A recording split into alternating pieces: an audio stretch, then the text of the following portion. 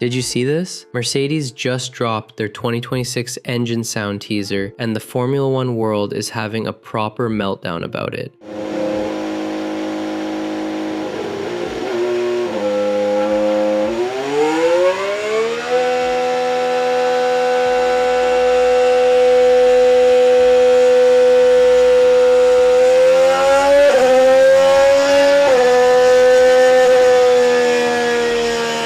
Following Honda's release last week, the Silver Arrows decided to give us all a taste of what's coming when the regulation revolution hit. The clip racked up over 200,000 views in hours, and let me tell you, the reactions were absolutely priceless. One fan summed it up perfectly, saying, "Better than turbo hybrid whine, but still dreaming of V10 screams." Close enough? Another was brutally honest, writing, "I really hope it drives better than it sounds." But here's the thing that caught my attention. Someone pointed out that removing the MGU-H really did the V6 a very good favor, which tells you everything about how much fans have been waiting for this moment. Then came the comment that made me chuckle. "This is what championship sounds like," followed immediately by someone pleading, "Please, have mercy on us non-Mercedes fans. Take it easy and let's avoid another 2014, because nothing says PTSD quite like remembering Mercedes' 8-year dominance that started with the last major regulation change. And with Mercedes supplying power units to McLaren, Williams, and Alpine in 2026, that fear might not be entirely misplaced.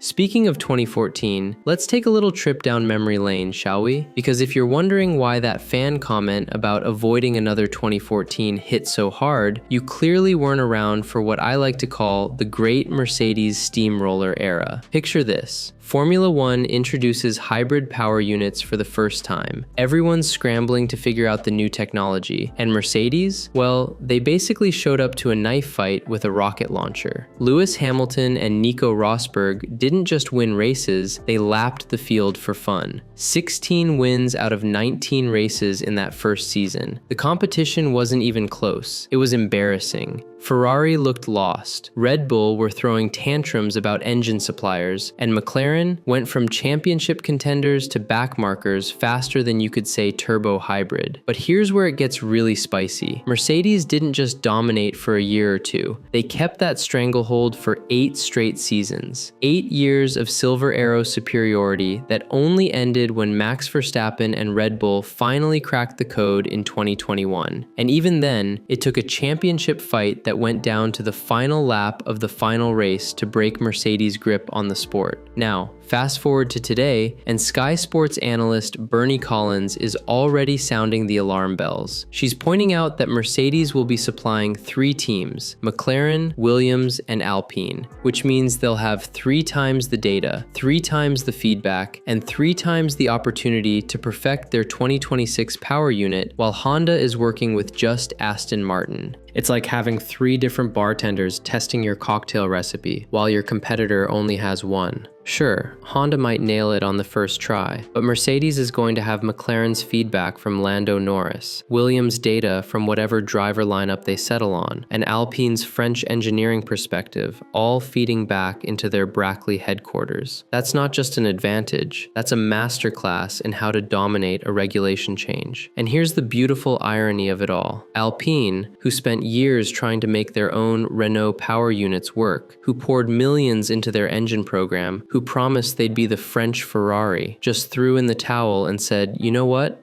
We'll take a Mercedes, please." It's like watching someone struggle to bake their own bread for years before finally admitting that maybe they should just buy it from the bakery down the street. But let's be honest about what's really happening here. This isn't just about engine sounds or technical partnerships. This is about Mercedes positioning themselves for another potential era of dominance. And the rest of the grid is absolutely terrified. You can hear it in that fan comment. You can see it in how quickly Honda rushed to release their own sound teaser. And you can feel it in the way every other team principal is probably having sleepless nights right now. Because if Mercedes gets this 2026 power unit right, if they nail that 50-50 split between electric and combustion power, if they master the new fuel regulations and the removal of the MGU-H, then we're not just looking at another season of Silver Arrow success. We're looking at the potential for another decade-long dynasty that could make their 2014 to 2021 run look like a warm-up act. The question isn't whether Mercedes will be competitive in 2026. The question is whether anyone else will be. So here's where things get really interesting, and why that Mercedes engine sound has everyone's palms sweating. Because while we're all debating whether it sounds better than the current turbo hybrid whine, the smart money is already being placed on what this really means for the championship fight. Let me paint you a picture of what's actually happening behind the scenes right now. Toto Wolff is sitting in Brackley, probably sipping his morning coffee, looking at a spreadsheet that shows Mercedes supplying 40% of the 2026 grid, McLaren, the current constructors' champions, Williams, who've been clawing their way back to respectability, and Alpine, who just admitted defeat and came crawling back to Mercedes power after years of Renault engine struggles. Meanwhile, Honda is over at Aston Martin going, well, this is cozy, just us against the world. Ferrari's got their own works team, plus whoever they can convince to take their power units. And Red Bull? They're betting everything on their partnership with Ford, hoping that American engineering muscle can somehow match German precision. But here's the thing that's keeping Christian Horner awake at night, and probably every other team principal not named Toto Wolff. Mercedes isn't just building one engine program for 2026. They're essentially running 4 parallel development programs. Every time Lando Norris jumps in that McLaren, every lap that Williams completes, every data point that Alpine generates, it all flows back to Mercedes. It's like having 4 different laboratories working on the same experiment while your competitors are stuck with one. Honda might build a brilliant power unit for Aston Martin, but they'll only know how brilliant it is compared to one chassis, one aerodynamic package, one team's setup philosophy. Mercedes? They'll know exactly how their engine performs across 4 completely different approaches to the regulations. And this is where Bernie Collins hit the nail on the head when she said Mercedes teams will rise to the top.